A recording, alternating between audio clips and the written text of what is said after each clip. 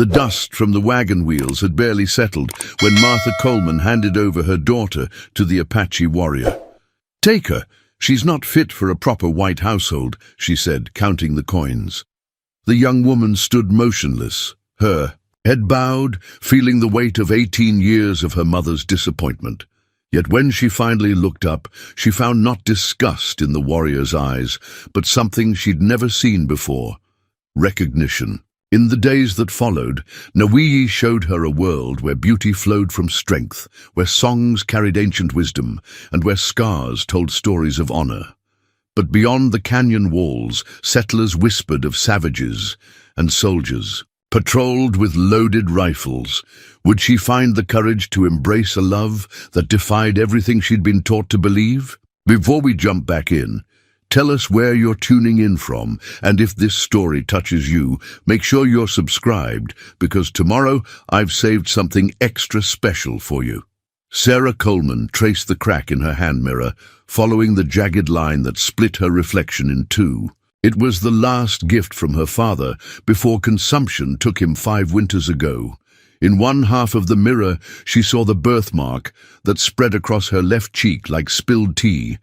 In the other, the clear skin her mother constantly reminded her was not enough to make up for the rest. "Sarah, stop your dawdling and finish those dishes." Martha Coleman's voice cut through the small cabin like a knife. Sarah tucked the mirror beneath her mattress and hurried to the kitchen. At 17, she had long ago learned that swift obedience was the path of least resistance. "Yes, Mother." The words came automatically, practiced over years of trying to disappear into the background of her mother's disappointment. Martha stood by the window, her silver locket catching the afternoon light.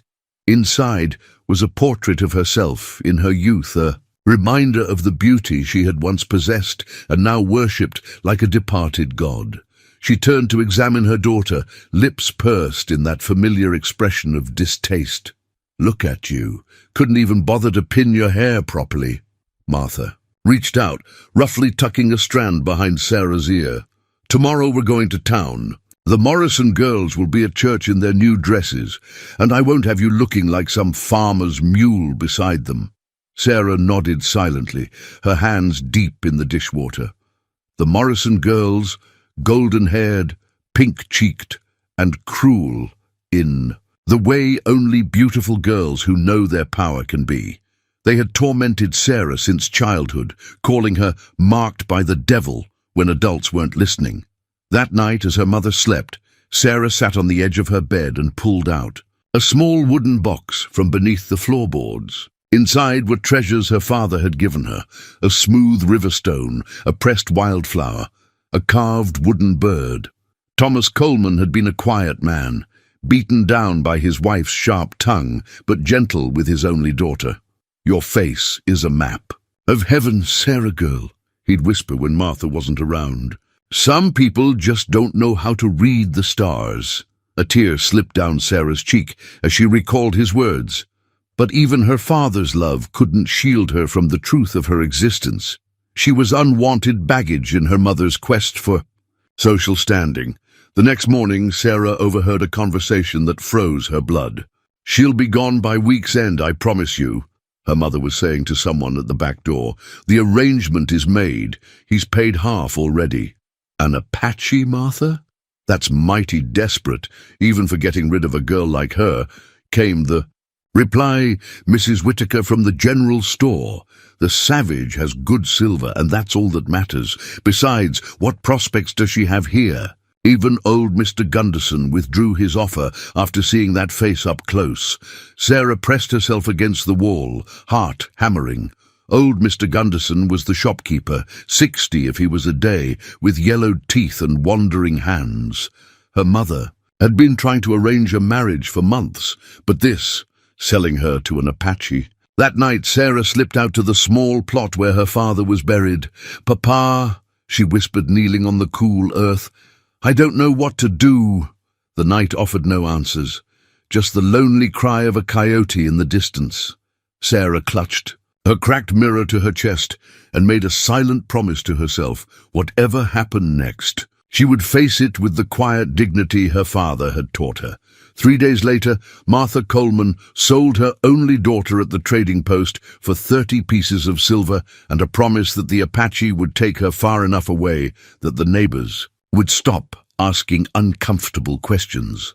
The Apache warrior had not spoken a single word to Sarah during their first day of travel. He rode tall on his painted horse, leading her mount with a leather tether, his broad shoulders silhouetted against the setting sun. She had expected rough handling, perhaps even immediate brutality, but instead found herself treated with a distant courtesy that confused her more than cruelty would have.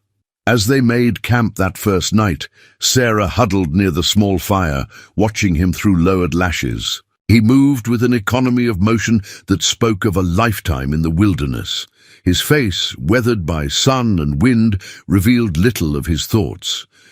"Eat," he said finally, offering her a wooden bowl of stew. It was the first word he had spoken, directly to her. Sarah took the bowl with trembling hands. "Thank you," she whispered. The warrior nodded once, then returned to his side of the fire. In the flickering light, she studied him more openly.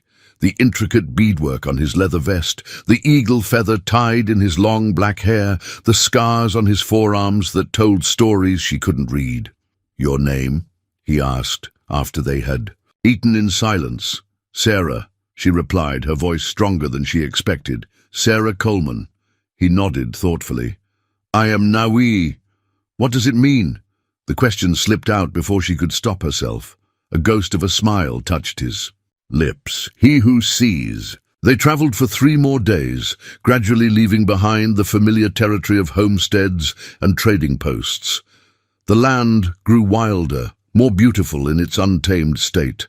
Sarah found herself breathing more deeply, as if the air itself carried a different weight here. On the 4th day, they crested a ridge, and Nawi reined his horse to a stop. Below them stretched a hidden valley, and nestled within it an Apache encampment, circles of hide dwellings, smoke rising from cooking fires, children playing among the trees. "My people," Nawi said simply. Sarah's heart clenched with fear. Would they accept her? Or would she be treated as an outsider, a curiosity, or worse? As they rode into camp, curious faces turned toward them. Children ran alongside their horses, pointing and calling out in a language Sarah couldn't understand. Women paused in their work, exchanging glances and whispers. An older woman approached as they dismounted. Her face was deeply lined, her eyes sharp and assessing as they moved from Nawi to Sarah. Nawi spoke rapidly in Apache, gesturing occasionally toward Sarah. The older woman listened, then stepped forward to examine Sarah more closely. She reached out, touching Sarah's birthmark with weathered fingers. Instead of disgust, her expression held only curiosity. "My sister, Nasha," Nawi explained. "She will help you." Nasha smiled, revealing missing teeth, and took Sarah's hand. She led her to a dwelling at the edge of the camp, talking continuously in Apache, as if Sarah could understand. Inside, she showed Sarah where to place her few belongings, demonstrated how to use the sleeping furs, and offered her a drink of cool water from a clay vessel. That night, as Sarah lay on her unfamiliar bed, listening to the sounds of the camp settling for the night, Nasha appeared with a bundle. She unwrapped it to reveal a pair of beautifully beaded moccasins. "From brother," she said in halting English. "New path." Sarah took the moccasins, running her fingers over the intricate beadwork. No one had given her a gift since her father died. In the morning, Nawi found her by the central fire, wearing the moccasins. When she looked up at him, a question in her eyes, he spoke words that would change everything. "You not slave," he said carefully in English. "You learn our ways, perhaps become wife. Your choice." Sarah stared at him, comprehension slowly dawning. This man had not bought her as property. He had paid to offer her a new life. "Two!" Nawi said, pointing to the stream where women gathered with clay vessels. "Water," Sarah replied, then attempted to repeat his word. "Two!" He nodded, the corner of his mouth lifting slightly, not quite a smile, but close. They had been at this game for weeks now, a daily ritual of naming the world around them in two tongues. Che, he continued, indicating the evergreen trees that ringed the camp. Pine, she offered, then repeated, Che. The sound came out wrong, too. Flat, lacking the proper inflection. Several women washing clothes nearby giggled. Sarah felt her cheeks flush with embarrassment. Again, Nawiji encouraged, uncharacteristically patient. She tried once more, exaggerating the sound. This time the women laughed outright, and even Nawiji's stoic expression cracked into a genuine smile. "What's so funny?" Sarah asked, flustered. Nasha approached, wiping her hands on her dress. "You say wrong thing," she explained in her broken English. "You say," she whispered in Sarah's ear, explaining the accidental vulgarity. Sarah's eyes widened, then she too began to laugh. It was the first time she had laughed since arriving, and the sound seemed to break something open between her and the others. Soon, the women were teaching her the correct pronunciation, their earlier reserve melting away in shared mirth. Later that afternoon, Sarah sat with several children, a tattered Bible, her only possession from her old life besides the cracked mirror open on her lap. She pointed to the English words, sounding them out, then asked the children to tell her the Apache equivalents. An elder passing by paused to watch this exchange, his weathered face thoughtful. He spoke to Nawiji, who stood at a respectful distance, observing. "He approves," Nawiji translated for Sarah that evening as they sat by the fire. "Says children need both tongues for days ahead." Sarah looked up from the talking stick she was examining, a beautifully carved piece used in tribal councils, temporarily entrusted to Nawiji. "What days ahead?" Nawiji's expression grew serious. "White men come more and more, treaties made, broken. Children who speak both ways have better chance." Sarah nodded, understanding the practical wisdom. "Why did you really bring me here?" she asked suddenly, the question that had lingered unspoken for weeks. Nawiji was quiet for so long she thought he might not answer. Finally, he spoke. "I saw you at trading post before that day." Sarah frowned, trying to remember. She had been to the trading post many times with her mother, always standing silently in the background, trying to be invisible. "You gave water to old Apache woman when no one looking," he continued. "Others pretend not see her thirst, you see. You have eyes that see truth." The memory returned. A stooped elderly woman, ignored by the settlers, her cracked lips and pleading eyes. Sarah had slipped her a dipper of water while her mother haggled over fabric prices. "That small kindness, worth more than pretty face," Nawiji said with finality. Sarah stared into the fire, a strange warmth blooming in her chest that had nothing to do with the flames. The next morning she rose early, determined to master more of the language. Nasha found her practicing tongue twisters by the morning cook fire. "Good," Nasha approved. "Today you learn important words." She taught Sarah a phrase, making her repeat it several times until the pronunciation was acceptable. "What does it mean?" Sarah finally asked. Nasha's eyes crinkled with warmth. "It means Shu Nzhou, I am good, or I am beautiful. Same word in our language, no difference." That evening, when Nawiji returned from hunting, Sarah greeted him with her first complete sentence in Apache. "The day's blessings have found me well." His surprise and approval were evident as he responded in kind, completing the traditional greeting. For the first time, Sarah felt not like an intruder, but like someone finding her way home. The women rose before dawn, gathering silently at the edge of camp. Sarah stood awkwardly among them, clutching the clay water vessel Nasha had pressed into her hands the night before. The spring equinox ceremony was for all women of the tribe, Nasha had insisted, and Sarah was now one of them, whether she felt it or not. "Come," Nasha whispered, taking Sarah's elbow.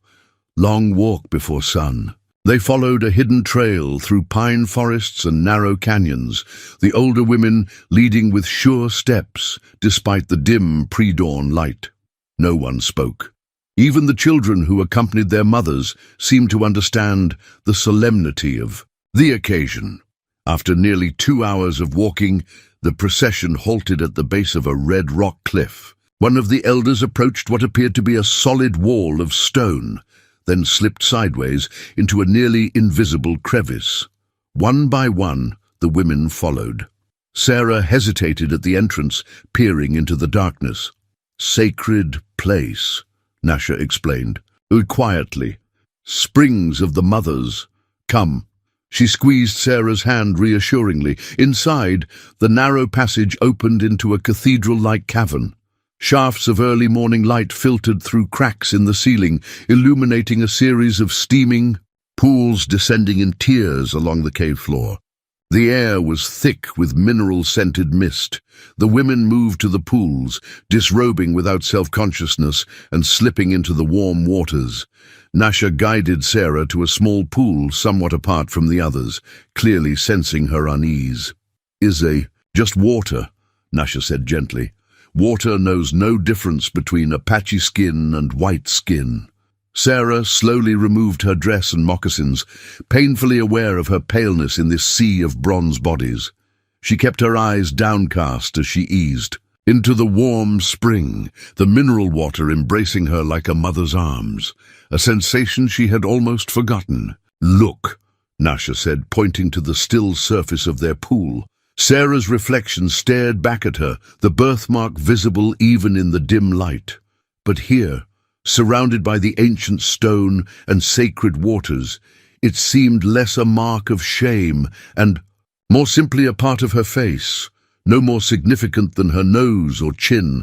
From the larger pools, the women began to sing, a low, undulating melody that rose and fell like the mist above the water. The sound resonated in the cavern, seeming to come from the very stones themselves. "Song of renewal," Nasha explained. "We sing to thank the earth for waking after winter sleep." She began to hum along, encouraging Sarah with a nod. Hesitantly at first, then with growing confidence, Sarah joined the ancient song, the unfamiliar. Words felt right in her mouth, as if her body remembered what her mind had never known. Later, as they prepared to leave, the eldest woman of the tribe approached Sarah. Without speaking, she dipped her fingers in a small pot of red ochre and drew a symbol on Sarah's forehead, the same symbol each woman received. "You are blessed by the waters," Nasha translated. "Your dreams will speak truth now." That night, Sarah dreamed of a white deer leading her through mountain passes she had never seen, a long path that seemed both strange and familiar. When she awoke, the dream remained vivid in her mind. "Important dream," the tribal elder said when she described it to him, his rheumy eyes brightening with interest. "White deer is messenger between worlds. You walk between worlds too." Nawi listened to this exchange with quiet intensity. Later, as they walked together gathering firewood, he spoke.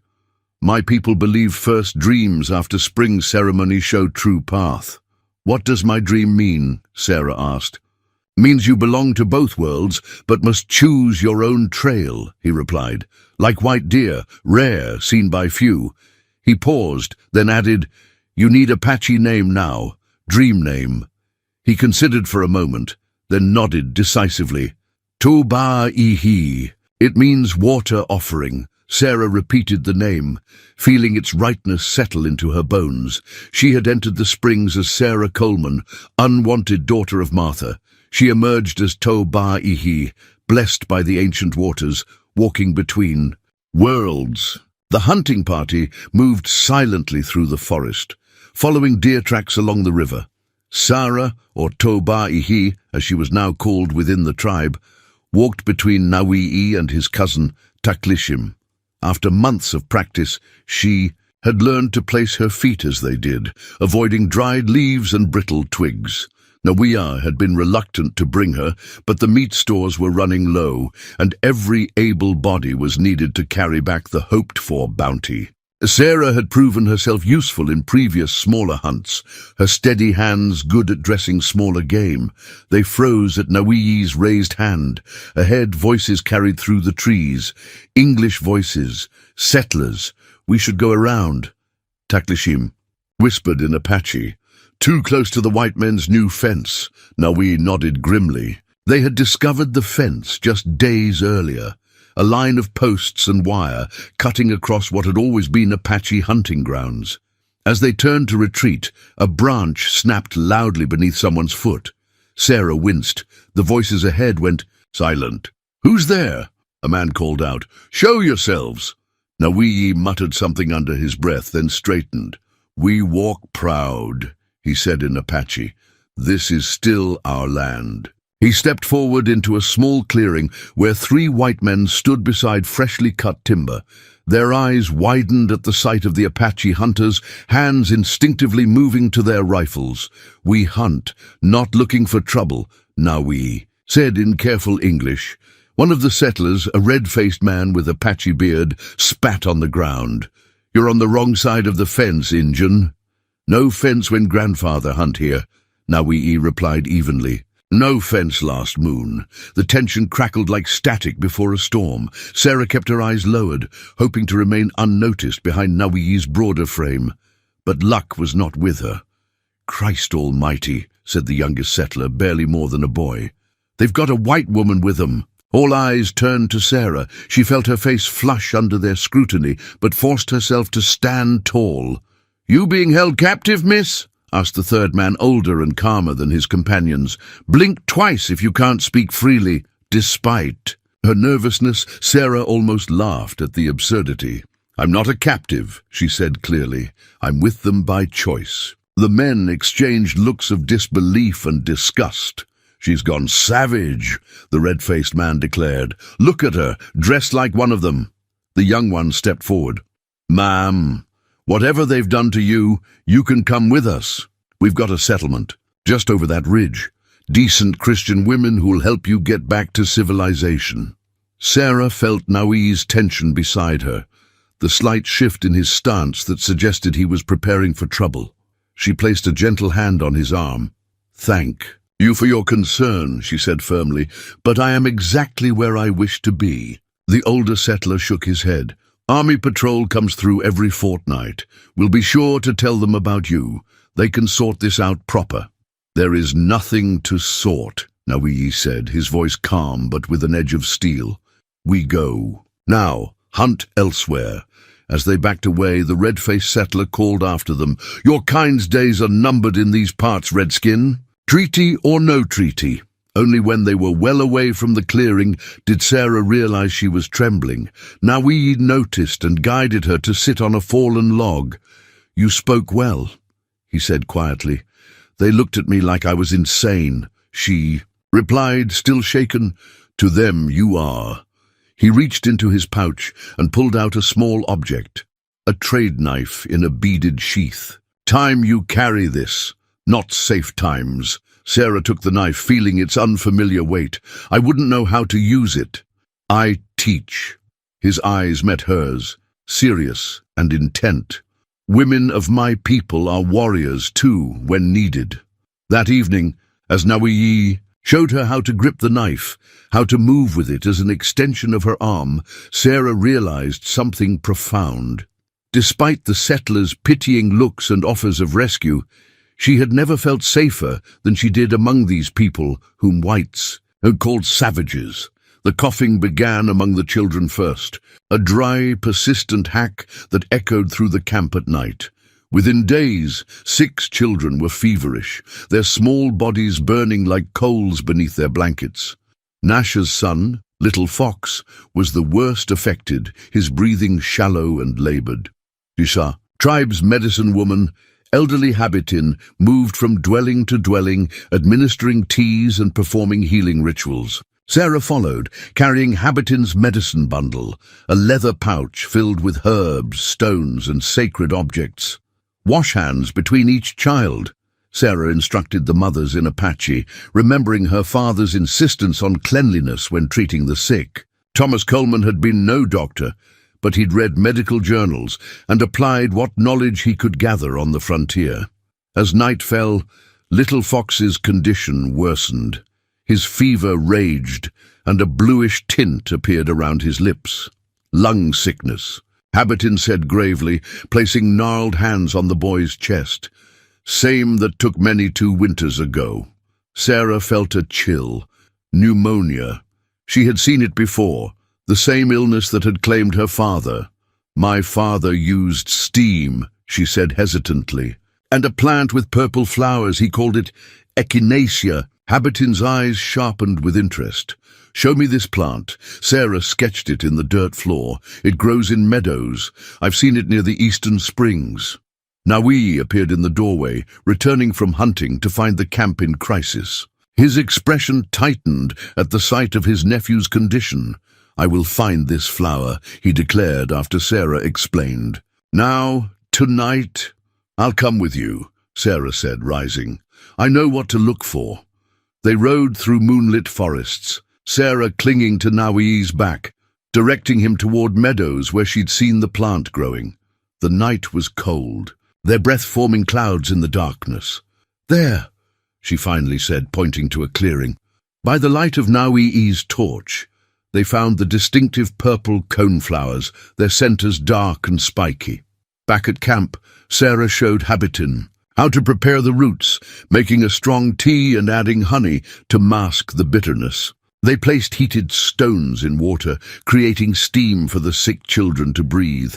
Little Fox would not drink the tea, turning his head away weakly. His eyes, bright with fever, looked enormous in his thin face. He needs the medicine, Nasha pleaded, stroking her son's hair. Sarah remembered how her father had once sung to her when she was ill and frightened, a simple melody about healing waters and gentle winds. She began to hum it now, the tune strange against the backdrop of Apache drums that had been playing continuously since the sickness began. Nawi looked up sharply at the sound, then began to sing softly in his own language. A healing song that seemed to weave around Sarah's melody like smoke around flame. Together, they sang as Sarah held the tea to Little Fox's lips. Perhaps it was the surprise of hearing the 2 songs together, or simply the comfort of his uncle's presence, but the boy finally drank. Through the night, they tended the children, applying cool cloths to hot foreheads, administering the echinacea, tea, and maintaining the healing steam. Sarah and Nawi continued their impromptu duet, their voices growing hoarse but never faltering. Near dawn, as they changed the compress on Little Fox's forehead, their hands touched. Instead of pulling away, Nawi let his fingers rest against hers for a moment. In his eyes, Sarah saw something new, not just respect, but a deeper recognition. By morning, Little Fox's fever had broken. The other children, too, showed signs of improvement. The mothers looked at Sarah with new eyes, not as an outsider, but as a healer. Habitin approached Sarah as she finally rested, exhausted by the morning fire. The old woman placed a small object in Sarah's palm, a polished stone bead from her own medicine bundle. You have healing in your hands, she said in Apache. I will teach you our ways. You will teach me yours. Together, we make stronger medicine. As Sarah's fingers closed around the bead, she realized that she had found not just acceptance here, but purpose. In her mother's house, her birthmark had made her worthless. Here, among those her mother called savages, she was valued for what she could contribute, for who she truly was. The small trading party left at dawn, Nawi, Sarah, Taklishim, and 2 others. The nearest trading post was 3 days' journey, but their supplies were dwindling. Salt, coffee, metal needles, and ammunition had become necessities they could no longer produce themselves. Sarah rode beside Nawi, her skin now bronzed from months under the desert sun. She wore her hair in 2 braids, Apache style, with a beaded headband she had made herself. Around her neck hung a small medicine pouch Habitin had given her, containing healing herbs and the special stone bead. You look like one of us now, Taklishim teased in Apache. "Except when you open your mouth and all the wrong sounds come out," Sarah laughed, her Apache improving, but still marked by her accent. The others joined in, the easy camaraderie of the trail loosening the usual reserve. Only Nobui remained watchful, his eyes constantly scanning the horizon. "Quiet," he said suddenly, raising his hand. The group halted immediately. "What is it?" Sarah whispered. "Dust. Wrong direction for traders." He pointed to a faint cloud rising from behind a distant mesa. "And wrong time of day for army patrol." They changed course, cutting through a narrow canyon that would lead them away from the potential threat. The high walls provided cover, but also limited visibility and escape routes. Halfway through the canyon, Nawi signaled another halt. In the sudden silence, Sarah heard it too, the soft clatter of stones falling from above. She looked up just as the first arrow whistled down. "Ambush!" Taklishim shouted as the arrow struck the ground inches from his horse's hooves. More arrows followed, accompanied by war cries from the canyon rim.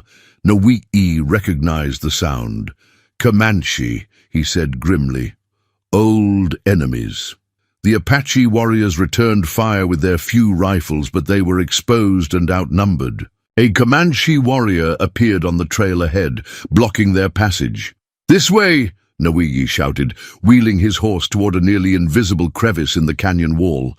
The others followed, arrows raining down around them as they raced. For the opening, Sarah felt Nawi's horse suddenly lurch beneath him. An arrow had found its mark in the animal's flank. The horse stumbled, throwing Nawi forward. Before he could regain his seat, another arrow struck him in the shoulder. Without thinking, Sarah pulled her horse alongside his. "Hold on to me!" she cried, reaching for him. Gritting his teeth against the pain, Nawi grasped her arm and swung himself up behind her. Their combined weight slowed the horse, but they managed to follow the others into the narrow passage. The crevice opened into a small, hidden cave. Taklishim and the others had already dismounted, rifles ready at the entrance. "They won't find this place easily," Taklishim said. "But we're trapped until nightfall." Sarah helped Nawi to the back of the cave, his blood warm and sticky. On her hands, the arrow protruded from his left shoulder, the shaft quivering with each labored breath. "It must come out," she said, reaching for her medicine pouch. "Before infection sets in," Nawi nodded, his jaw tight. "Break shaft first, pull from back." Sarah's hands trembled as she snapped the arrow shaft, leaving only a short length protruding. Nawi made no sound beyond a sharp intake of breath. "Now turn," she instructed. "I need to see where it came through." The arrowhead had emerged from his back, tearing through muscle but missing vital organs. Using the skills Habitin had taught her, Sarah cleaned the wound with water from her canteen and herbs from her pouch. "Ready?" she asked, grasping what remained of the shaft. Nawi began to sing, a low, rhythmic warrior's chant. "Pull." "When I nod," he said between verses, the arrow came free with a sickening sound. Blood welled from both wounds, but Sarah was prepared, pressing herbal poultices to staunch the flow.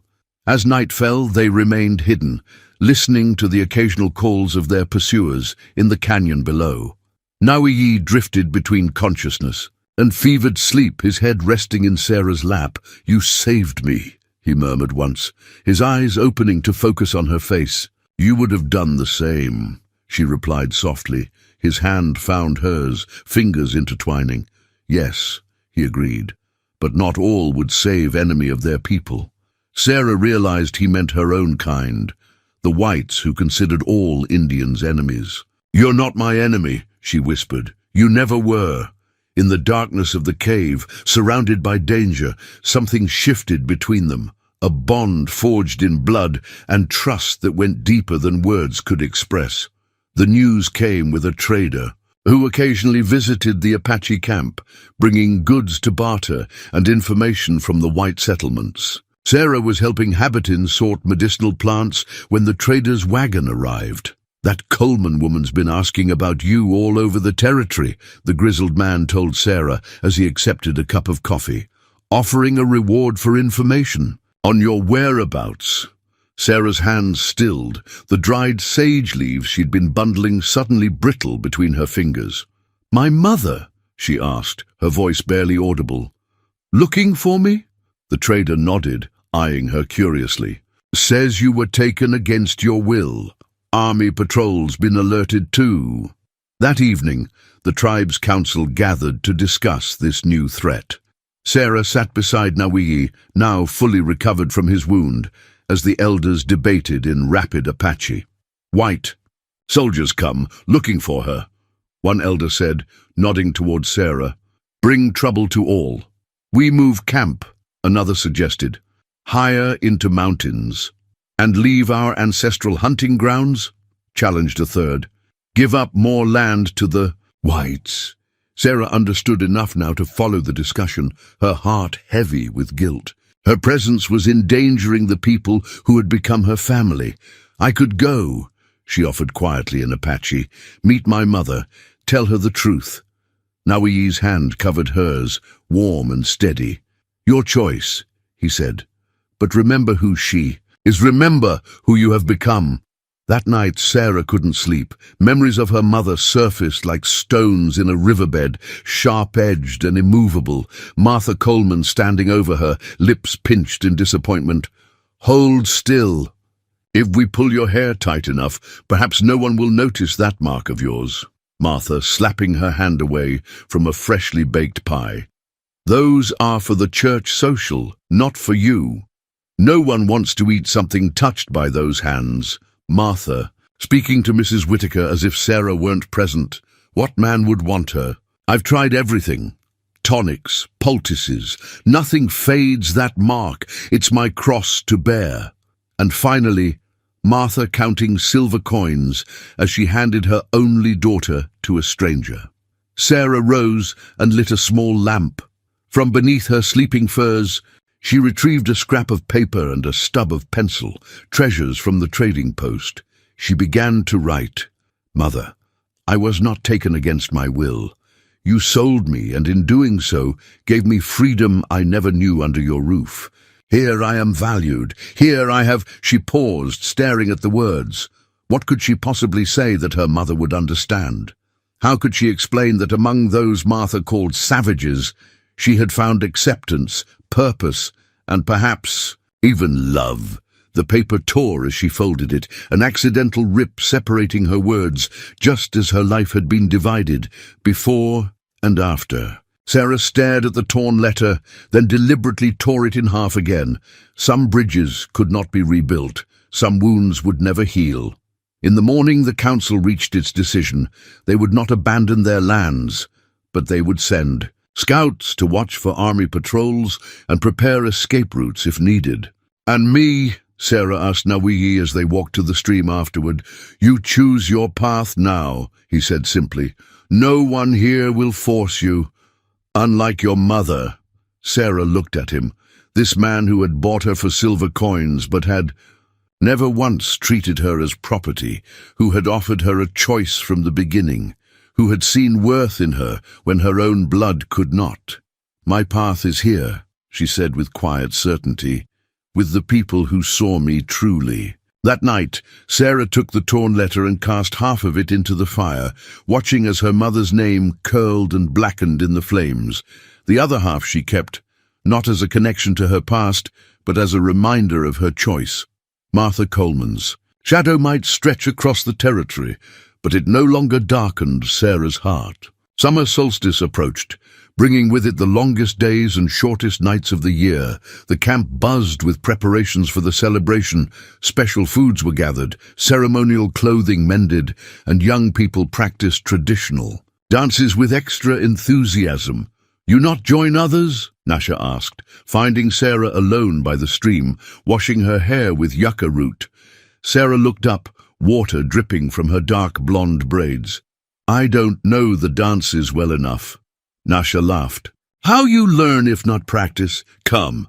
She held out her hand. "Women's dance not difficult, I show you." Reluctantly, Sarah followed Nasha to a clearing where several young women moved in a circle, their steps light and rhythmic. For the next hour, Nasha patiently demonstrated the patterns, correcting Sarah's posture and foot placement. "Like this," she said, lifting Sarah's arms higher. Strong but flowing, like eagle riding wind. By the time they finished, Sarah's muscles ached, but she had mastered the basic steps. The other women nodded in approval, some even offering rare smiles. "Why is this celebration so important?" Sarah asked as they walked back to camp. Nasha's expression grew serious. "Summer solstice, time of power. Time when young men declare intentions to young women. Time of courtship." Sarah nearly stumbled. "Courtship? You not notice how Nawi watches you?" Nasha asked with a knowing smile. "My brother not good with words, but his eyes speak much." That evening, Sarah sat with Habitin, helping prepare special herbs for the ceremony. The old medicine woman worked in comfortable silence until finally speaking. "We came to elders," she said without preamble. "Asked permission to court you properly." Sarah's fingers fumbled the sage bundle she was binding. "He did?" Habitin nodded, her wrinkled face unreadable. "Some say too soon after his first wife's passing. Some say you too different. White woman, Apache man." She paused. "I say heart knows no color. Spirits choose who they choose. The day of the solstice dawned clear and hot. The entire tribe gathered for prayers at sunrise, followed by games and feasting. Children raced and wrestled while adults prepared the evening's celebration. Sarah wore the dress Nasha had helped her make, soft deerskin decorated with intricate beadwork that had taken weeks to complete. Her hair was elaborately braided with strips of red cloth woven through. As twilight approached, the ceremonial fires were lit. Elders told traditional stories of the tribe's origins, and special songs were sung to honor the longest day. Then the dancing began. First the men, with stamping feet and powerful movements that mimicked the hunt and battle. Then the women, their circle dance flowing like water around the fire. Sarah joined them, her heart pounding with nervousness, but her feet, remembering the steps Nasha had taught her. When the separate dances ended, the drum rhythm changed. Nasha nudged Sarah.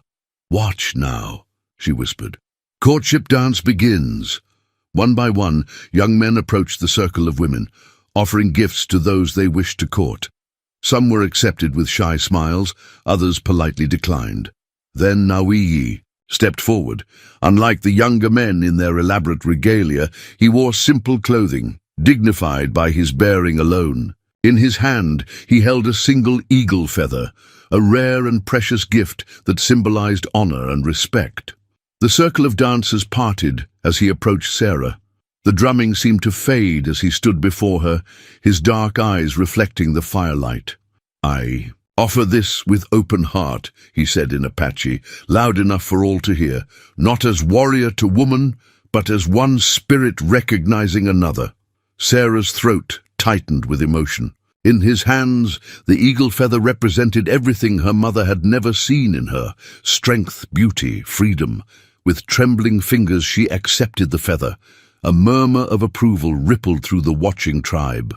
"I accept with gratitude and honor," she replied in carefully practiced Apache. The drums resumed faster now. Nawi extended his hand, and Sarah placed hers in it.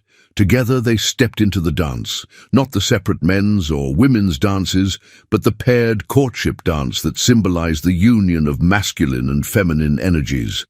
As they moved around the fire, their shadows merging and separating in the flickering light, Sarah realized a profound truth. Here, beneath the vast desert sky, her birthmark was not a blemish, but simply another part of the intricate pattern that made her whole. And, in Nawi's eyes, she saw not what she lacked, but all that she was. The blue-coated soldiers appeared without warning, their horses' hooves thundering across the valley floor. Sarah was gathering juniper berries with two other women when they heard the commotion. They scrambled up a rocky slope for a better view. "Cavalry," Sarah whispered, recognizing the uniform and formation. At least 20 men. The scouting party that had warned the camp earlier had mentioned a new outpost being established near White Rock Canyon. but no one expected the soldiers to venture this far into Apache territory so quickly. "We go back. Warn others," said one of the women, already sliding down the slope. When they reached the camp, they found it in controlled chaos. Warriors gathered weapons while women hastily packed essential items. Children were ushered toward the forest paths that led to higher ground.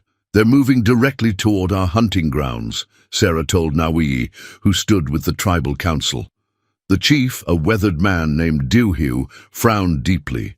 "This is third patrol this. Moon, each time they come farther into our lands." "Let me speak with them," Sarah offered. "I know their ways, their language." The elders exchanged glances, skepticism evident in their expressions. "She speaks with forked tongue?" one asked, using the phrase that questioned divided loyalties. Nawi stepped forward.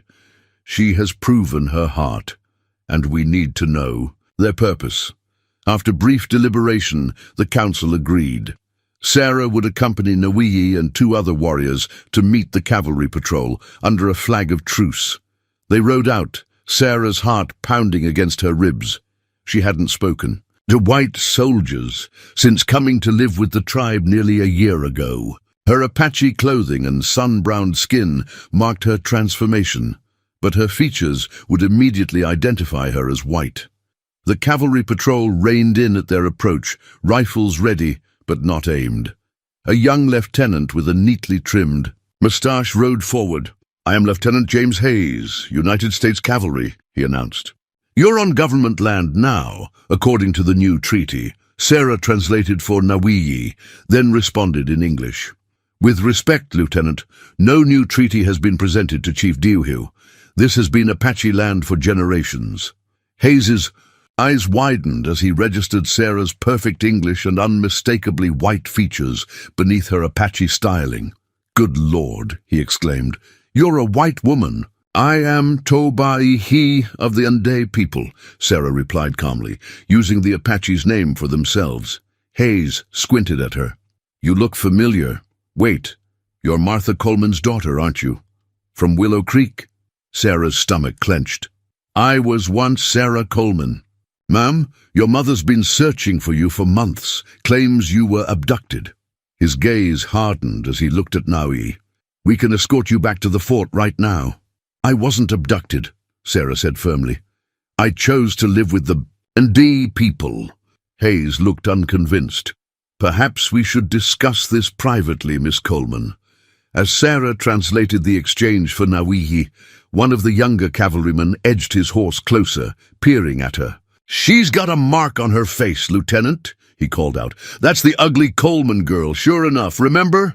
Her ma used to bring her to town sometimes." Sarah kept her expression neutral despite the sting of the familiar insult. She noticed Nawihi's hand tighten on his reins, though his face remained impassive. Hayes cleared his throat awkwardly. "Regardless, ma'am, it's not proper for a white woman to be living among savages. Army regulations require me to offer you safe passage back to civilization.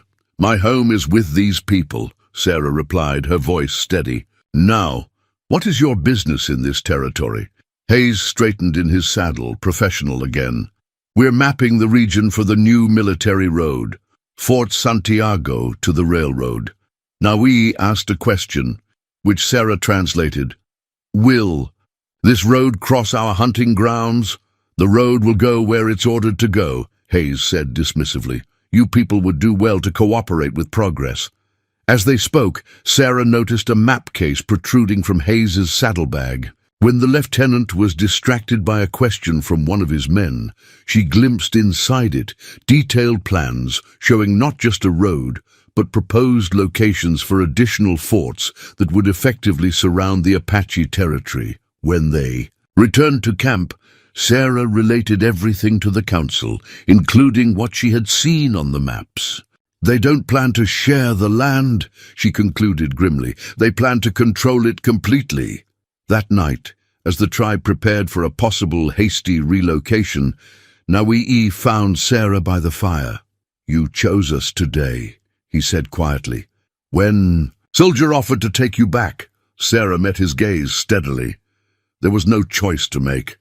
My heart is here, You must seek vision, Habitin told Sarah as they gathered healing plants on the mountainside. Before union with Nauyi, 2 months had passed since the cavalry encounter. The tribe had moved their camp higher into the mountains, away from the increasing patrols. Despite the tensions, Nauyi and Sarah's courtship had continued, growing deeper with each passing day. Vision quest? Sarah asked, uncertain. She had heard of these spiritual journeys, but knew they were typically reserved for young men coming of age. Habitin nodded, her ancient face solemn in the afternoon light. You walk between worlds. Need spirit guidance for path ahead. That evening, Nauyi confirmed Habitin's words. Not required, he explained, but would honor our ways, show elders your commitment. What must I do? Sarah asked. 4 days alone, no food, little water. Open yourself to Spirit's voice. Preparation began immediately. Under Habitin's guidance, Sarah purified herself in the sweat lodge, breathing in the steam rising from water poured over heated stones. The medicine woman taught her special prayers and songs to call the spirits. Not easy journey, Habitin warned. Body suffers, so spirit can see clearly. On the morning of her departure, the tribe gathered to witness her setting out. Nauyi presented her with a small water skin decorated with protective symbols. Remember, he said quietly, vision not always what we expect. Listen with heart, not ears. A young warrior escorted her to a small plateau high on the mountainside, a traditional vision quest site marked by ancient pictographs. He helped her build a simple stone circle, her sacred space for the duration. I return in 4 days, he said, then left her alone with the vast sky and silent stones. The first day passed slowly. Sarah sat cross-legged in her stone circle, singing the songs Habitin had taught her, watching the sun's arc across the sky. As night fell, the temperature dropped sharply. She wrapped herself in her single blanket, shivering as she gazed at stars that seemed close enough to touch. By the second day, hunger gnawed at her belly. She rationed tiny sips of water, her lips cracking in the dry mountain air. Her mind began to play tricks. Shadows became animals. Wind through rocks formed whispered words. The third day brought delirium. The sun beat down mercilessly, and Sarah swayed with weakness.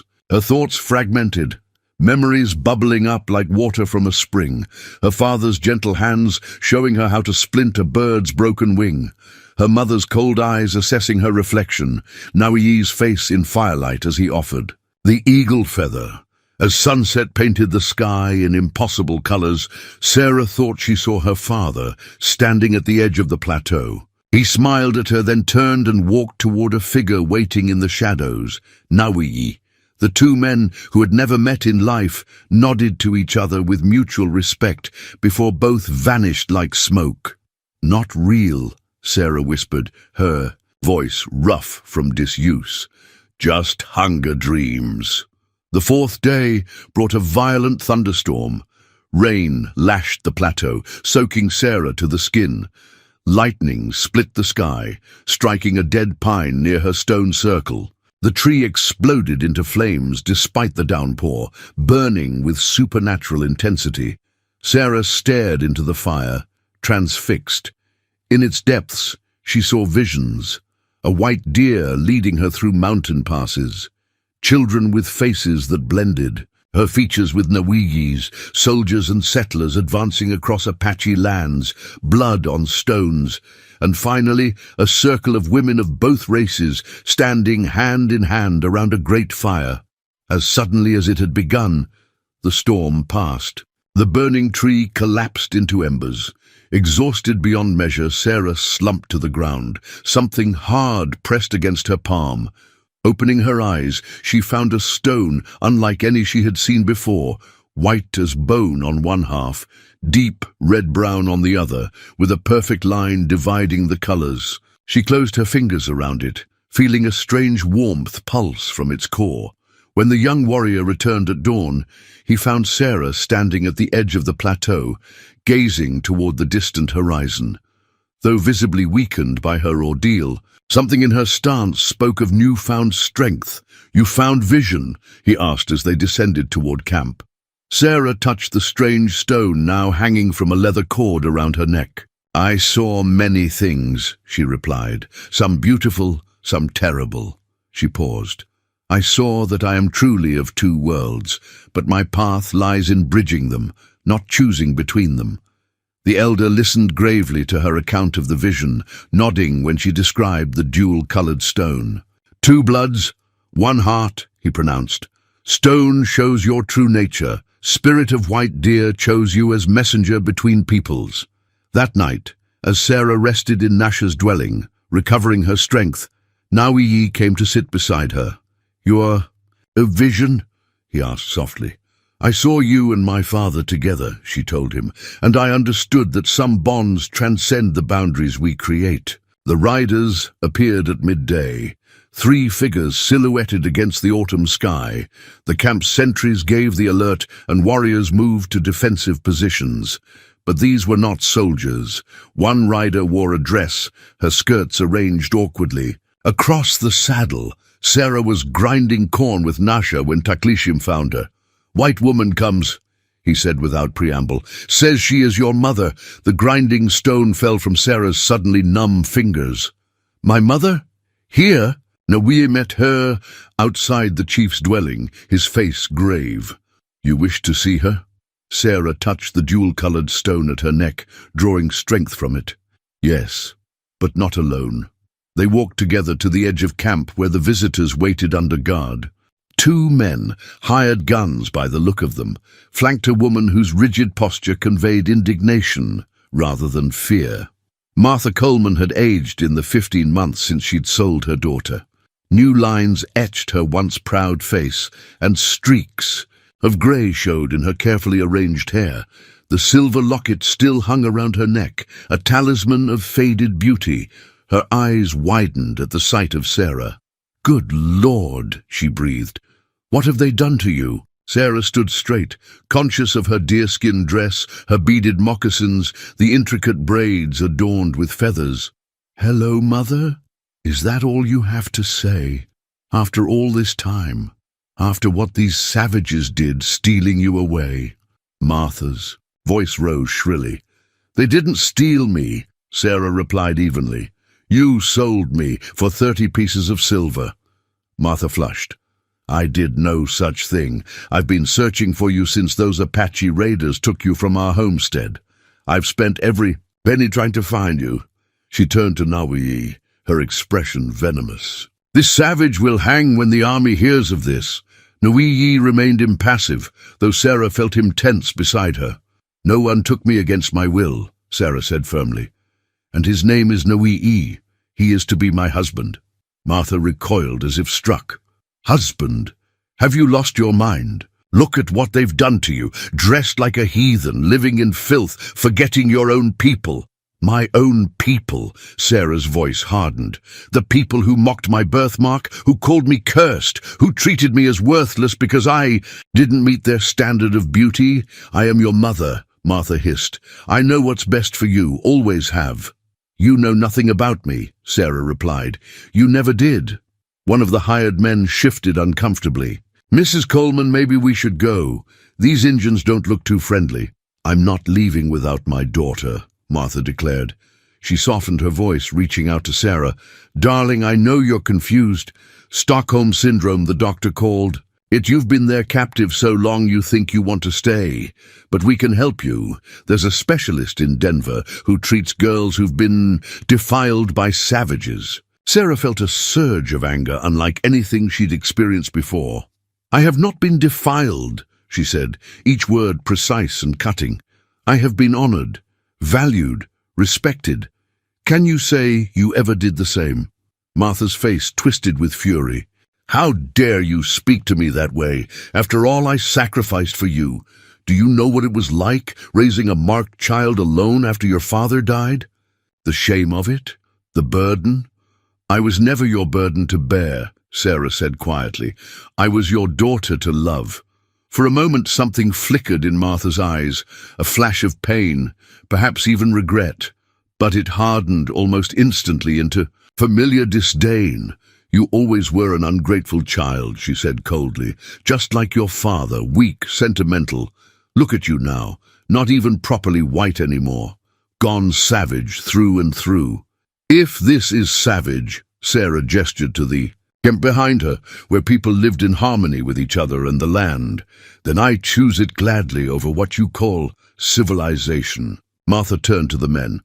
"We're leaving. She's clearly beyond redemption." She glared at Nawi. "The army will hear about this camp. Count on it." As she wheeled her horse around, the gold brooch she always wore, a prized heirloom, caught on her shawl and fell to the dust. Sarah bent to retrieve it, then paused, looking at the gleaming object that had once represented everything she was supposed to aspire to. She straightened without picking it up. "Your brooch, Mother," she said. Martha looked down, then back at Sarah's face. For a heartbeat, mother and daughter regarded each other across an unbridgeable chasm of understanding. "Keep it," Martha said bitterly.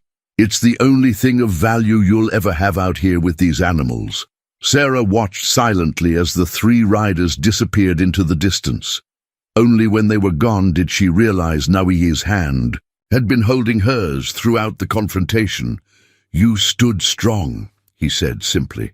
Sarah looked down at the abandoned brooch, already gathering dust.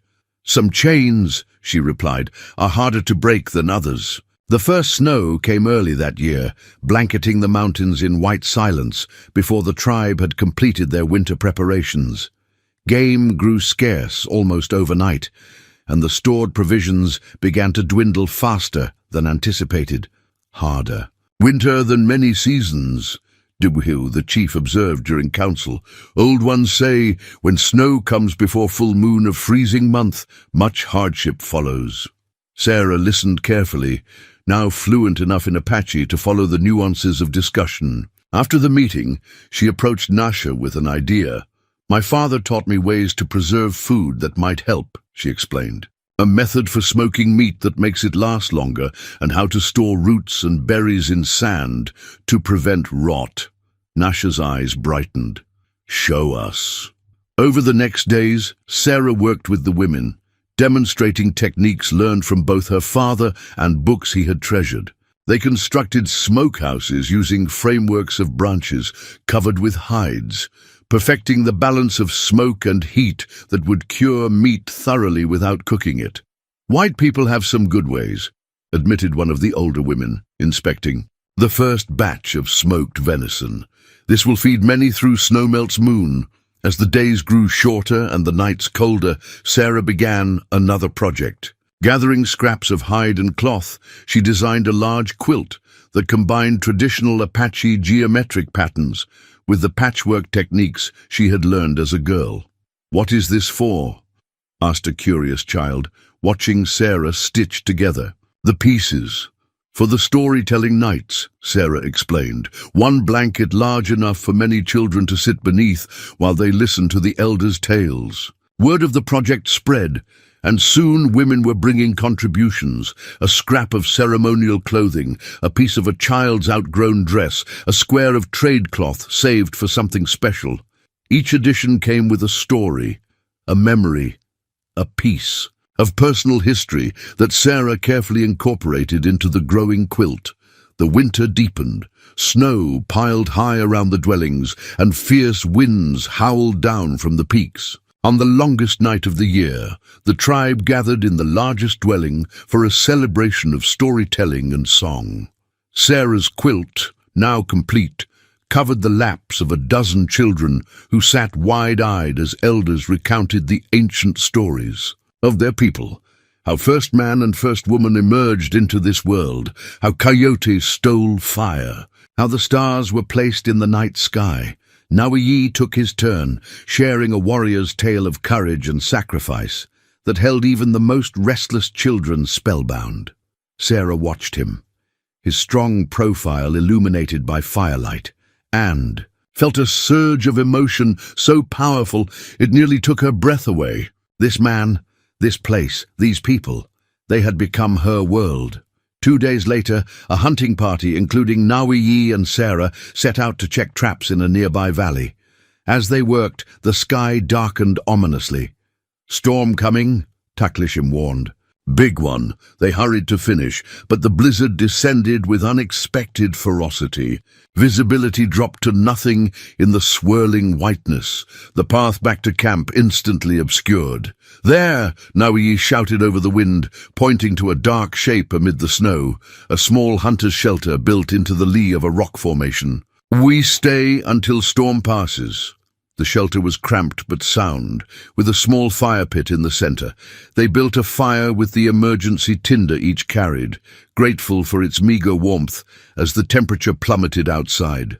Hours passed with no sign of the storm abating. The others dozed fitfully, but Sarah remained awake, listening to the wind's mournful howl. Nawihi sat beside her, his shoulder warm against hers. "Afraid?" he asked quietly. Sarah considered the question. A year ago, being trapped in a blizzard would have terrified her. Now she understood the rhythms of the mountains, the patience needed to survive their moods. "No," she answered honestly. "Not with you here." In the fire's dying glow, his eyes met hers with an intensity that made her heart quicken. "Since first day," he said softly, "when Mother sold you like object, I see something in you. Strength, pride, hidden deep." His hand found hers in the shadows. "Now others see too." "I was broken when I came to you," Sarah admitted. "My spirit crushed by years of being told I was unworthy." "Not broken," Nawi corrected. "Bent like sapling in storm, now standing. Straight again." "Because of you," he shook his head. "Because of you. I only showed path. You walked it." Outside, the blizzard raged unchecked. But within the small shelter, a different kind of storm was brewing, one of whispered confessions, of gentle touches, of barriers finally falling away. "I love you," Sarah said, the words simple but profound. "Not because you saved me, but because you saw me when no one else did." Nawi's hand touched her birthmark, his fingers tracing its outline with reverence. "This mark, sign of special spirit, your mother blind not to see." For the first time, Sarah didn't flinch at the mention of her birthmark. In his eyes, it was not a flaw, but a distinction, like the jewel-colored stone that hung around her neck, a visible symbol of her unique place between worlds. Messengers arrived as the winter snows began to melt, bringing news that tribal leaders from several Apache bands would gather for a grand council. Such meetings were rare, called only when matters of great importance faced the scattered Apache. "Oh, peoples, why now?" Sarah asked Nawi as they watched the first delegations arrive, their horses tired from long journeys through mountain passes still deep with snow. "Many threats," he replied grimly. "Settlers push farther into our lands. Each season, army builds more forts. Some bands already forced onto reservation land." His jaw tightened. "Council must decide, fight, flee, or find new way." The visiting chiefs and elders were housed in the best dwellings, their horses tended with special care. Each night, feasts were prepared to honor the guests, with songs and dances, celebrating the unity of the Apache people despite their geographic separation. Sarah worked alongside the other women, preparing food and ensuring the visitors' comfort. She noticed the curious glances cast her way. A white woman in Apache dress, speaking the language fluently, clearly accepted by the band. Some looks were friendly, others suspicious. On the third day, the formal council began.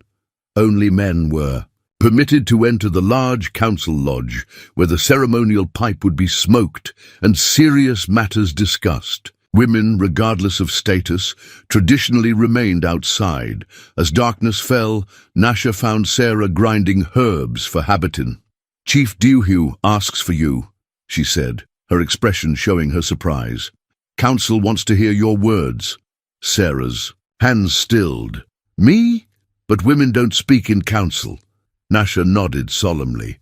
"First time in memory. But you know both worlds. They wish to hear what you see coming." Heart pounding, Sarah followed Nasha to the council lodge. Inside, 30 men sat in a circle around a central fire.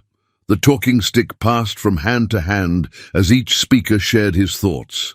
The air was thick with smoke from the ceremonial pipe and the weight of unspoken concerns. All conversation ceased when Sarah entered. Chief Duhue gestured to an open space in the circle, a position of honor between himself and Nauyi. "Sit." "Tubaihi," he said, using her Apache name. "Council has questions." For hours, the leaders asked about the white man's world, the true strength of the army, the settlers' intentions, the government's plans for Indian lands. Sarah answered truthfully, explaining what she knew of treaties being broken, of the relentless push westward, of the railroad that would soon bring thousands more whites into previously isolated territories. "Some tribes fight," said a war chief from a southern band, his face scarred from many battles. "Die with honor, rather than live on reservation like penned sheep. Some adapt," countered an elder from the mountains.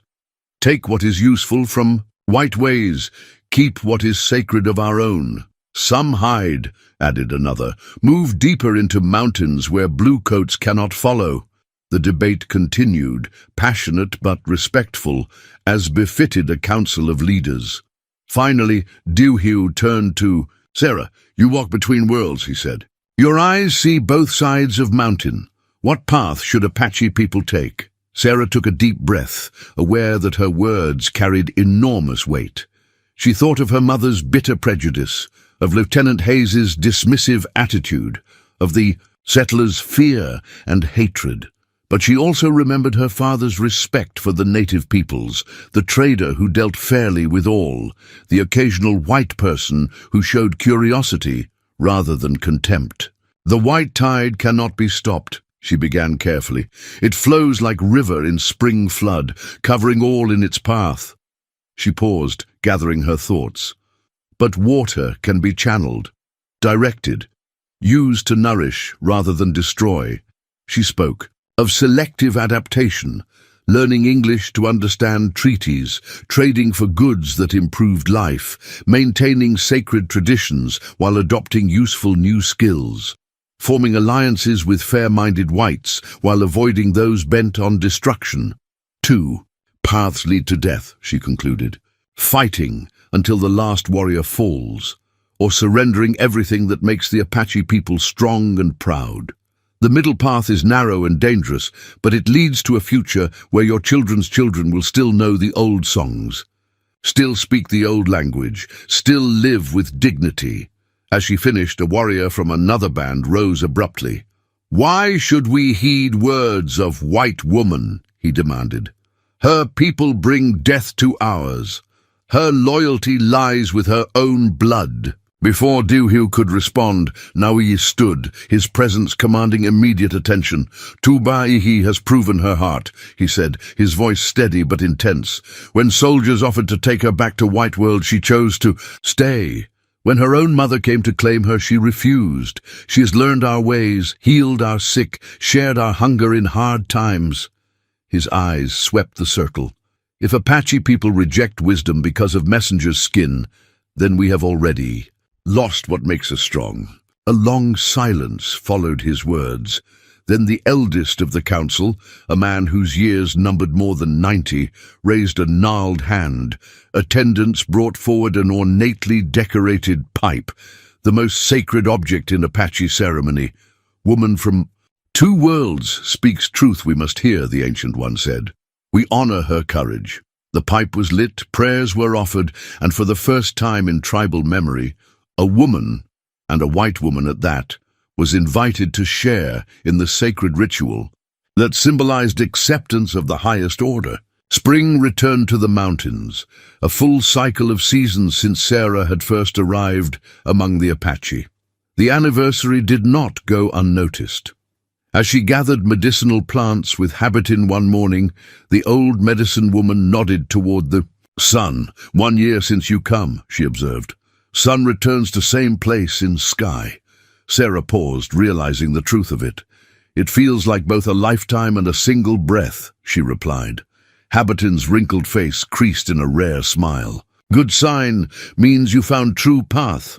That evening Nasha appeared at Sarah's dwelling, her arms laden with finely worked leather. Special clothes, she announced, for sunrise ceremony tomorrow.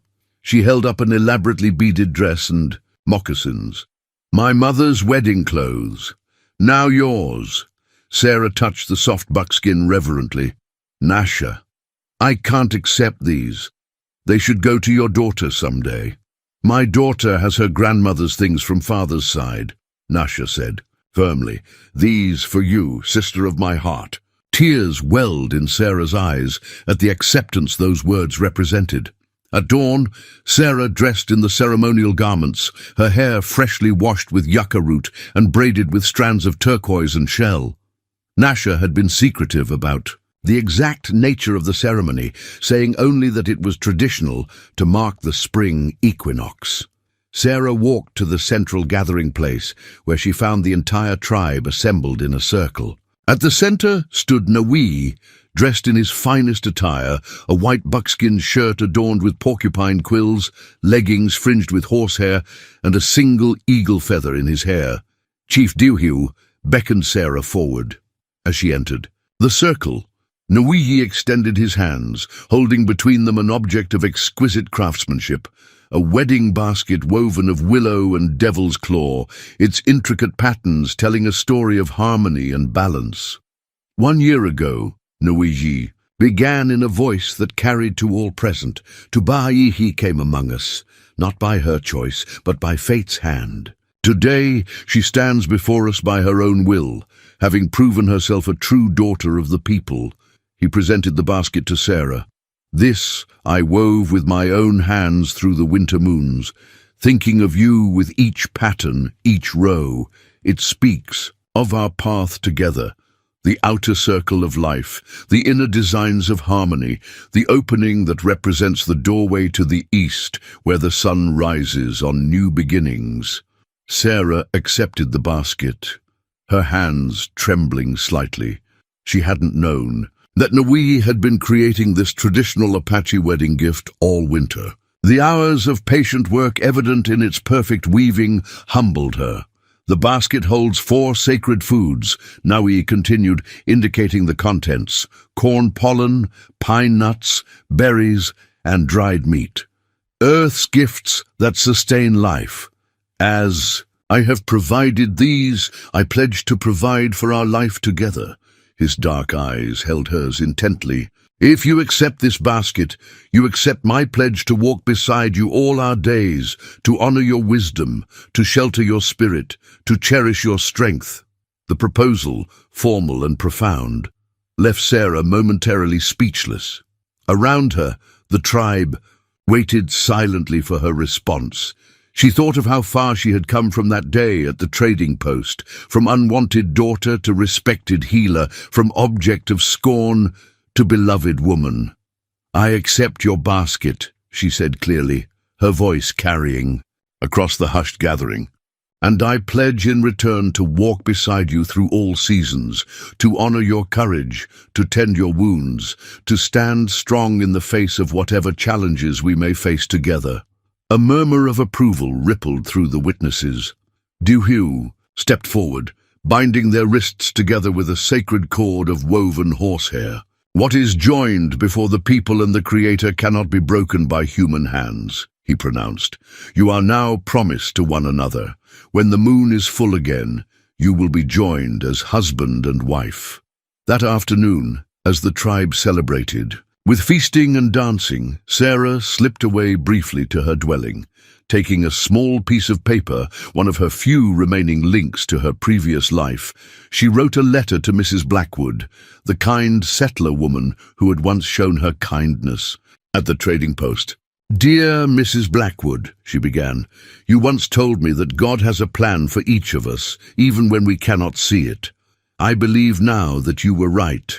She wrote of her life among the Apache, of finding acceptance and purpose, of her upcoming marriage to Nawi. She described a world far different from what most white settlers imagined, one of deep spiritual connection, profound respect for the land, and complex social bonds. As she finished the letter, Sarah realized she was not writing to justify her choices or to bridge her past and present. She was simply sharing her joy with the one person from her old life who might truly understand that happiness could be found in unexpected places. The warning came at dawn, carried by a breathless young scout who had ridden through the night. "Blue coats," he gasped, sliding from his lathered horse. "Many with settlers. Coming up the valley road." The camp erupted into controlled chaos. Warriors gathered weapons, while women packed essential belongings. Children were instructed to prepare for swift departure to the high caves that had sheltered the tribe in times of danger for generations. Nawi found Sarah helping Habitin secure her precious medicine bundles.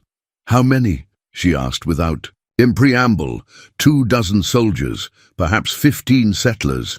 They bring wagons, tools." His expression was grave. "They come to stay, not just to fight." Chief Duhiu called the warriors together. "We must know their purpose before we act," he decided. "Perhaps they only pass through to the northern valley." Sarah stepped forward. "Let me go," she offered. "I can speak with them, learn their intentions." A murmur ran through the gathered warriors. Since the Grand Council, Sarah's standing in the tribe had risen, but this was still an unprecedented suggestion. "Too dangerous," Nawi objected. "Your mother has poisoned minds against you. They may not listen." "They will hesitate to shoot a white woman," Sarah countered. "That gives me time to speak, time you may need to prepare." After brief deliberation, Duhiu agreed. Sarah would ride to meet the approaching column, accompanied by 2 warriors who would remain hidden as protection. If she could negotiate safe passage or convince the soldiers to take another route, bloodshed might be avoided. Sarah changed into a dress that blended Apache and settler styles, a compromise garment she had created for trading journeys. Around her neck, she wore her dual-colored stone for courage. Lieutenant Hayes led the cavalry detachment, his expression registering shock when Sarah rode openly toward them, hand raised in greeting. "Miss Coleman," he called as she approached. "I hardly expected to find you alive, much less riding out to meet us." "I am well, Lieutenant," she replied calmly, "and I've come to ask your purpose in this valley. This is sacred Apache land, protected by treaty." Hayes's expression hardened. "Treaties change, Miss Coleman. This valley has been designated for settlement. These good folks behind me have legal claims to parcels throughout the area." He gestured to the settlers, among whom Sarah recognized several faces from nearby towns, including, with a jolt, her mother. "There must be some mistake," Sarah insisted. "This valley contains ceremonial grounds used by the Apache for centuries. Surely other land could be—" "The mistake," interrupted a portly man who rode forward, "was thinking savages have any claim to good farmland. I'm Federal Marshal Wilson, miss, and I have orders to clear this valley for settlement. Those Indians have one day to pack up and move to the reservation at San Carlos." Sarah felt cold dread settle in her stomach. "Marshal, forcing these people from their ancestral home will only lead to bloodshed. Let me speak with the chief. Perhaps we can find a compromise." "There's no compromising with progress," Wilson stated flatly. "Noon tomorrow, anyone still here will be considered hostile." Sarah rode back to camp, her heart heavy. When she related the ultimatum, the tribe's council erupted in angry debate. Some warriors advocated immediate attack, while elders cautioned that resistance meant certain death. "What of the sacred cave?" asked one elder. "Our ancestors' paintings, the burial ground, we cannot abandon these." As discussions continued, Sarah worked with Nasha and other women to prepare the children and elders for evacuation to the high mountain shelters. Weapons were distributed, escape routes planned. Near sunset, Sarah made a decision. Without telling Nawi, she slipped away and rode back toward the soldiers' camp. Perhaps one more attempt at negotiation could prevent disaster. Lieutenant Hayes agreed to meet her privately, away from the marshal's influence. The Apache will defend their sacred sites with their lives, Sarah told him earnestly, but they would consider sharing the valley, keeping the sacred areas while allowing settlement in the lower regions. Hayes looked troubled. Marshal Wilson won't compromise, and he has the authority here. Then blood will flow, Sarah said simply, including that of innocent children. As darkness fell, Sarah returned to find the camp in final preparations for either defense or flight.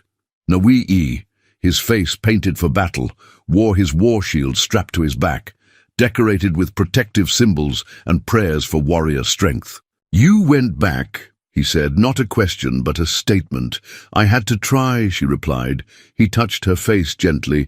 "Your heart walks good path, even when feet must walk through danger." Before dawn, the sound of approaching horses shattered the pre-morning stillness. But it wasn't the expected attack. Lieutenant Hayes rode forward with 3 soldiers, their hands raised in peace. "We need to talk," Hayes said urgently. "There may be a way to avoid bloodshed." While they conferred, shots suddenly rang out from the tree line. The marshal, suspecting betrayal, had ordered his men to advance. The first volley set a dwelling ablaze, and chaos erupted. "Get the children out!" Nawee shouted to Sarah. As he ran toward the fighting, gunfire and war cries filled the air as Sarah and Nasha led the children and elders toward the hidden mountain path. Looking back, Sarah saw part of the camp in flames, warriors and soldiers locked in deadly combat. Then she saw Nawee fall, struck by a soldier's bullet as he helped an elderly man to safety. Without hesitation, Sarah ran back into the maelstrom. Smoke lingered in the valley for days after the battle, a grey haze that obscured the boundaries between earth and sky. The fighting had ended not in victory for either side, but in an unexpected intervention. A group of settlers, led by Mrs. Blackwood and her husband, had ridden between the combatants, forcing a halt to the bloodshed. "This is not the Christian way," Mrs. Blackwood had declared, confronting Marshal Wilson. "These people have harmed no one. Their blood is not the foundation we want for our community." The standoff that followed might have erupted again into violence, if not for Lieutenant Hayes's support of the peace faction. Eventually, a tentative agreement was reached. The Apache would retain the sacred grounds and upper valley, while settlers would be permitted in the lower regions, with clear boundaries established. Sarah had found Nawee bleeding but alive, the bullet having passed through his shoulder without striking bone or vital organs. Using skills learned from both Habitin and her father, she had tended his wound through the critical first days, her heart aching with each fever dream that took him back to the battle. Now, 3 weeks later, they stood together on a ridge overlooking the valley, watching as both Apache dwellings and settler cabins rose from the scorched earth. "Two peoples, one valley," Nawee observed quietly, his arm still bound in a sling. "Like your stone, 2 colors, 1 spirit." Sarah touched the dual-colored stone at her neck. "Do you think it can work?" "Not easy path," he admitted, "but necessary one. As you said in council, middle way between fighting and surrendering." Their wedding took place at the summer solstice, incorporating traditions from both cultures. Sarah wore Nasha's mother's dress, but with a crown of wildflowers, like those that had grown near her father's grave. Nawee spoke vows in both Apache and English, his deep voice carrying across the gathering of 2 peoples, many from the tribe and a small group of settlers, including the Blackwoods, who had supported the peace. Chief Dewhugh performed the Apache ceremony, while Mrs. Blackwood read passages from her Bible. When Nawee and Sarah were pronounced husband and wife, a cheer rose from both sides of the assembly, a fragile moment of unity in a divided world. As summer turned to autumn, Sarah began teaching in a small school at the boundary between the 2 communities. Children from both Apache and settler families came to learn reading, writing, and mathematics, as well as the history and traditions of both peoples. They must know both languages to walk in both worlds, she explained to parents from either. side who expressed concerns. Knowledge builds bridges where fear would build walls. Nawi, now recognized as a diplomat between the communities, worked with Lieutenant Hayes to establish fair trade practices and resolve disputes before they could escalate to violence. His quiet dignity and wisdom earned respect even from those who had initially dismissed him as a savage. In late winter, Sarah felt the first stirrings of new life within her. When she told Nawi, his eyes filled with a wonder that transcended any cultural divide. "Our child will be first of new way," he said, placing his hand gently on her still flat belly. "Not Apache, not white, something stronger, like metal forged in fire, taking strength from both." As her pregnancy progressed, Sarah received an unexpected visitor. Her mother, Martha Coleman, arrived alone, her once proud bearing diminished by age and hardship. "I heard about the baby," she said stiffly. "My grandchild." Sarah studied the woman who had caused her so much pain. "Yes, your grandchild, who will be raised to see beauty in all forms, not just those that match some arbitrary standard." Something flickered in Martha's eyes, regret perhaps, or simply recognition of what she had lost through her own prejudice. "I was wrong," she said finally, the words clearly difficult for her. "About many things. It wasn't an apology, not exactly, but it was a beginning." Sarah didn't embrace her mother, but she did invite her to sit, to talk, to begin the long process of healing wounds that had festered for decades. On the summer solstice, exactly 1 year after their wedding, Sarah gave birth to a daughter. The child had her father's dark eyes and her mother's determined chin, with skin that blended both heritages into something uniquely beautiful. They named her Dawn for the new day she represented. Her cradle board, lovingly crafted by Nawi, was decorated with symbols from both cultures. Apache protection signs alongside Christian crosses, eagle feathers beside embroidered roses. As Sarah nursed her daughter beneath the vast New Mexico sky, she thought of all the paths that had led to this moment: her mother's cruelty, her father's quiet wisdom, the trading post where her life had changed forever, and the man who had seen her true worth when she could not see it herself. "We are like this land," she whispered to her daughter, "made of many layers, shaped by both gentle rain and violent storms, bearing scars, yet still producing beauty." Nawi, he who sees, watched his wife and daughter from the doorway, his heart full. Against all odds, they had found a way forward that honored the past while embracing the future. It would not be an easy path, but it was a true one, forged in courage and compassion. And in the end, that was all anyone could ask of this wild, wonderful, broken world. A chance to live with dignity, to love without boundaries, and to be truly seen for who they were.